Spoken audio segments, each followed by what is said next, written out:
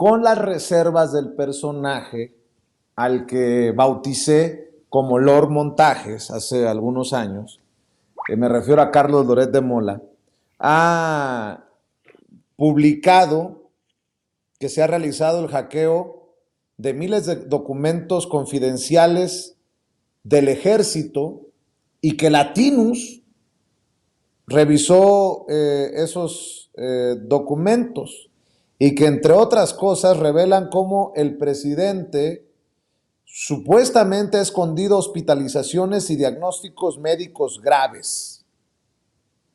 Andan desatados, Oriol Mayo, porque ahora también están moviendo un supuesto libro que se publicaría dicen, el saqueo oculto del presidente y su equipo cercano, que escribe Elena Chávez, quien es o fue pareja, debí de haber dicho, fue pareja de César Yáñez, hoy subsecretario de Gobernación y quien fuera por mucho tiempo el jefe de prensa del hoy presidente.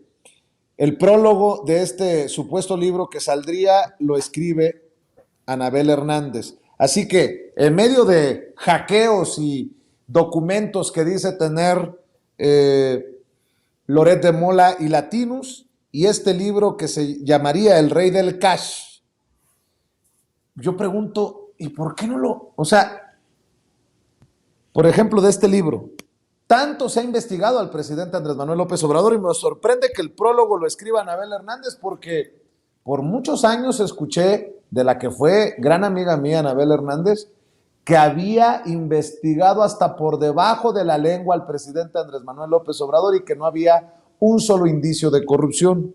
Y bueno, lo de Loret, que están muchos obsesionados con la salud del presidente Andrés Manuel López Obrador. Yo como digo, ¿cuántos chicles han tirado en estos 4 años a la pared a ver cuál pega?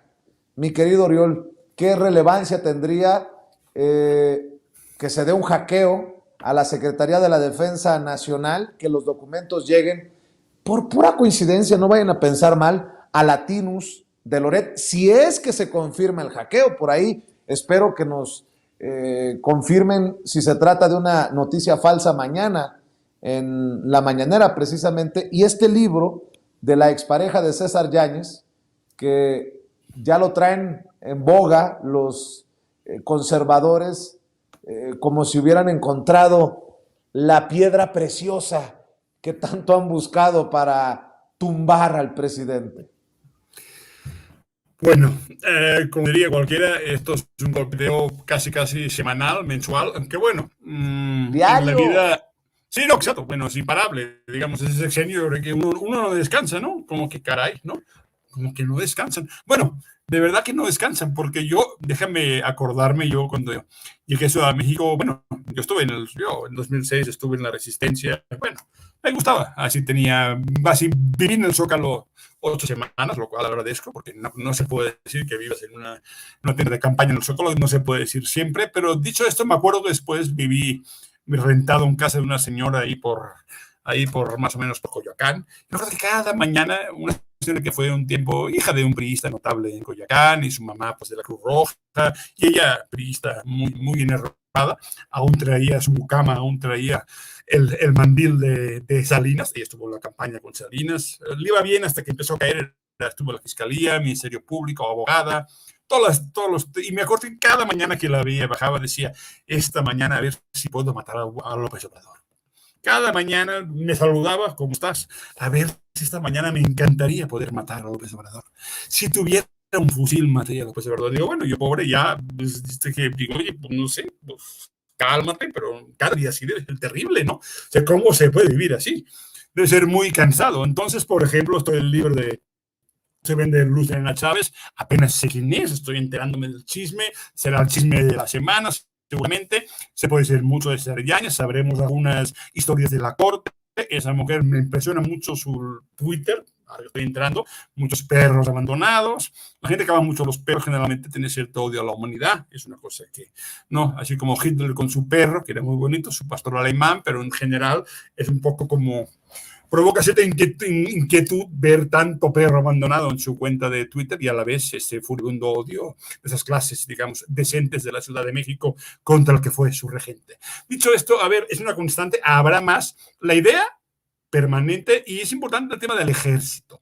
¿Por qué es importante? Porque por primera vez, a ver, yo fui amigo un poquito del general Samuel Laravilla, uno de los pocos militares que en 2006 estuvo en el Zócalo, en el plantón, un hombre que me contaba historias de lo que suponía el ejército, de la tradición del ejército mexicano, que es un poco distinta a otras, pero que estaba copado por lo que se llamaban los diplomados del alto Estado Mayor, gente formada, digamos, en un esquema muy de seguridad nacional, muy de defensa de Estados Unidos, pero él también sabía que el ejército mexicano, digamos, por su tradición y por su historia, era, aunque estaba controlado por un factor conservador que por muchos años tuvo grandes privilegios y vivió en un mundo separado completamente, digamos, de la plebe, era un mundo, digamos, del poder y que tuvo generales implicados en lo mejor y en lo peor. Pero en este momento histórico, lo que está sucediendo es que el ejército de golpe ya no es ese factor de poder conservador, ya no lo es, al menos monotemáticamente.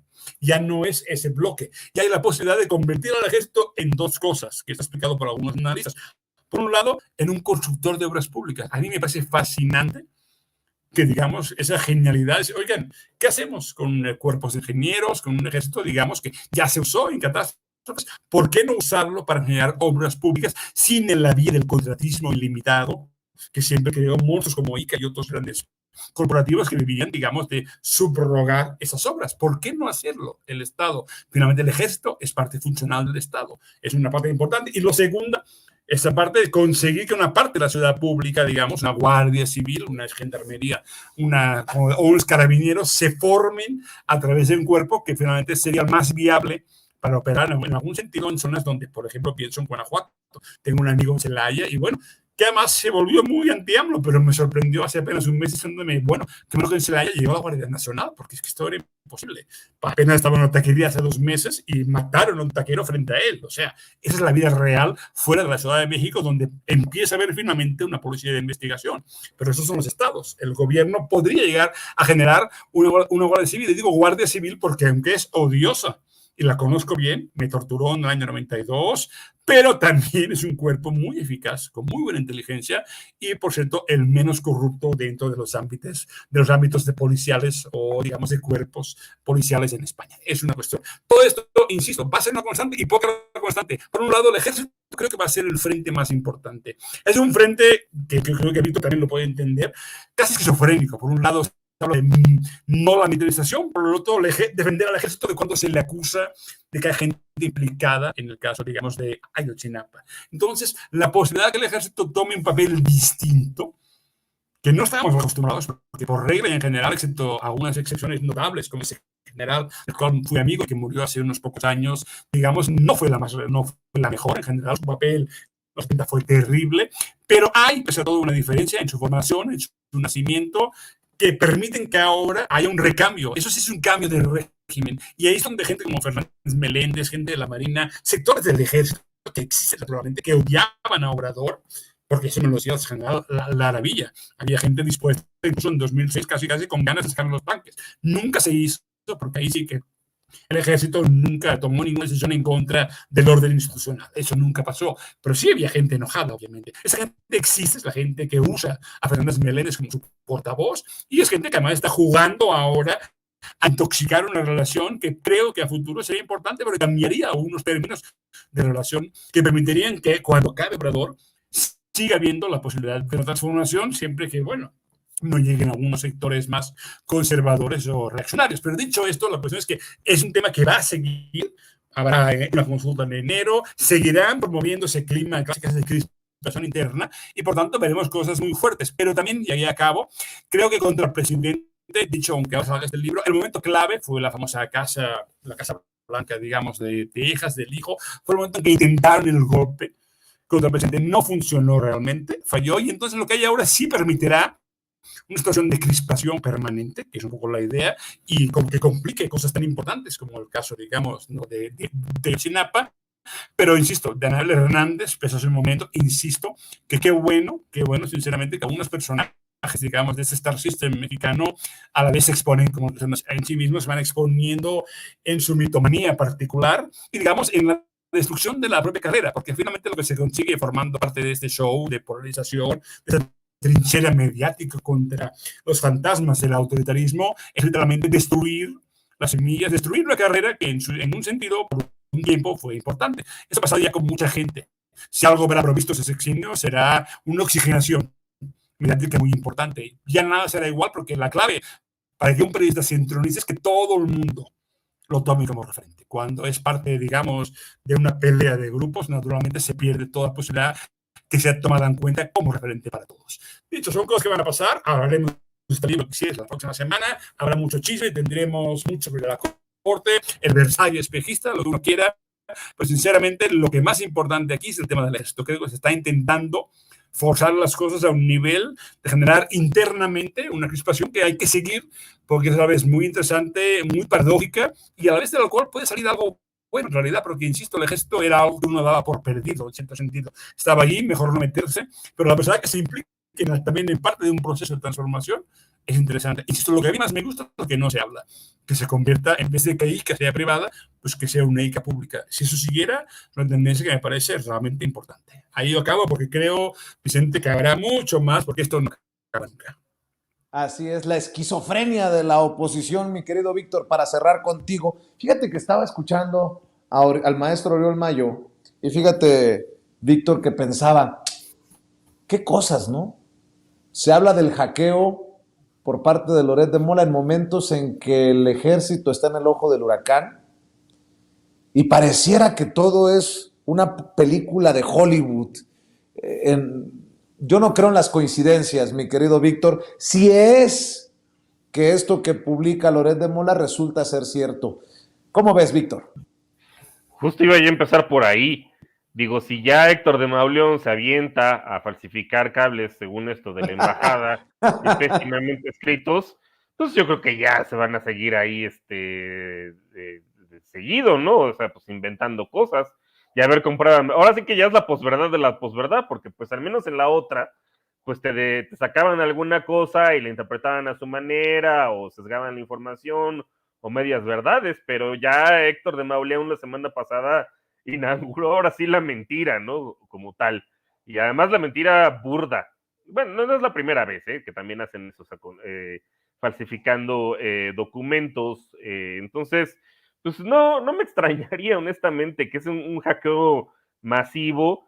Híjole, es que ahí nos metemos en otras cuestiones. Que se lo estaba yendo por ahí a Pérez Ricard en alguna entrevista que dio, que sea que uno de los grandes problemas, por ejemplo, los nazis, ¿no? Los nazis y también los regímenes de ultraderecha, militares, en el caso de Sudamérica, pues es que registraban todo. Entonces, enjuiciarlos fue bien fácil, porque pues nada más agarrabas el archivo, aquellos que no hubieran quemado algo así, o sea, eran tan burócratas y tenían unas rutinas también establecidas que pues ellos solitos se balconeaban, ¿no?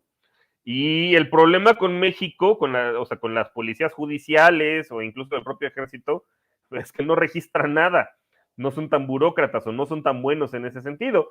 Entonces, así como pensar, pues que un hackeo masivo, ay, sí, ojalá, porque eso implicaría que quiere decir que si tiene vamos, la ley de archivos todavía ni siquiera se pone en marcha del todo, ¿no? Y precisamente por eso reconstruir una verdad es un relajo, porque pues que si sembraron pruebas, que si resulta que no, que al final cambian también lo típico, ¿no? De un expediente judicial, que le quitan, de repente desaparecen hojas, las llamadas fojas. Pues yo empezaría por ahí, o sea, preguntando si en realidad esto es cierto, ¿no? Y la otra, si el expediente del presidente, pues en realidad va a ser algo así como público y que cualquiera, sí, mira, fíjate que hackeé a la Defensa Nacional y me encontré pues el expediente médico del presidente López Obrador, no creo que es algo así tan sencillo, ¿no? Y que no es como que te lo vas a encontrar así, paciente López Obrador. O sea, por la naturaleza de la información, que evidentemente es de seguridad nacional, dudo mucho que sea ese el nombre. Entonces, pues yo empezaría por ahí, poniendo en tela de juicio si esto no es más que política ficción, diría, parafraseando al clásico, ¿no? Que ya la inauguraron pues con Héctor de Mauleón. Entonces, Y suponiendo que llegara a ser cierto, bueno, pues entonces ahí lo que procede es como una operación tipo Wikileaks, pues transparenta todo, porque también uno no les puede tener mucha confianza, ¿no? En la forma en la cual interpretan los datos o los interpretan pues con verdades a medias o mentiras a medias o más de mentira que más de verdad.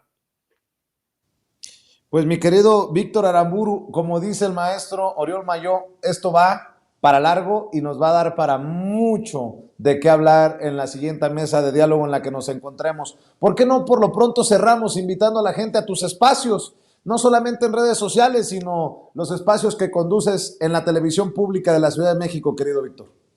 Pues así es, muchas gracias, Vicente. A mí me encuentran todos los martes en punto de las 10 de la noche en Capital 21, en Economía con Sazón, y me toca conducir ese programa. Y bueno, pues se queda en el canal de YouTube de Capital 21, se queda también en la barra de opinión, que así la encuentran tanto en Facebook como en Twitter. Y bueno, pues a mí me pueden encontrar en redes sociales, ahí está la arroba B de Víctor, Aramburu Cano, que son mis dos apellidos. Y pues de manera mensual en el Dato Encerrado, en la revista Sentido Común y en las columnas plebeyas también. Y pues muchísimas gracias, Vicente, y un gusto coincidir con Oriol. Claro que sí, mi querido Víctor. Precisamente, maestro Oriol Mayó, ¿en dónde te damos seguimiento a lo que publicas? ¿En dónde te seguimos? ¿Ya te activaste completamente en redes? Cuéntame. Me cuesta activarme, prefiero leer a Víctor, que hace muy buenos tweets, ahí sí sabe hacer bien las peleas, ¿eh? Es un peso medio bastante bueno en Twitter, por cierto, síganlo a él. Bueno, yo tengo mi cuenta, Oriol Mayo, sigo sin publicar, me encanta ver, yo es que Twitter lo veo desde la barrera, pero ya está el libro casi, bueno, aún no me han dicho, pero en España está a punto de salir el informe Iberdrola, supongo que está a punto la próxima semana ya en librerías, va a empezar la distribución en los próximos 15 días, y en México seguimos esperando veredictos sobre la editorial que debería o no publicar el libro, y seguiré informando. Mientras tanto, en las redes, si quieren seguirme, aunque no muy activo, porque prefiero, insisto, ver a Víctor, ahí pueden encontrarme como Oriol Mayo, es @Oriol Mayo, simplemente. En Facebook ya murió, porque ya como que Facebook ya no está de moda, y como no estoy en Instagram ni en TikTok, porque me falta eso del baile, entonces de momento sigamos a Víctor. Muy bien, te mando un abrazo, maestro Oriol Mayó, hablando con nosotros sin censura, Víctor Aramburu. Nos vemos pronto. Buenas noches. Gracias. Buenas noches. Bueno, y seguimos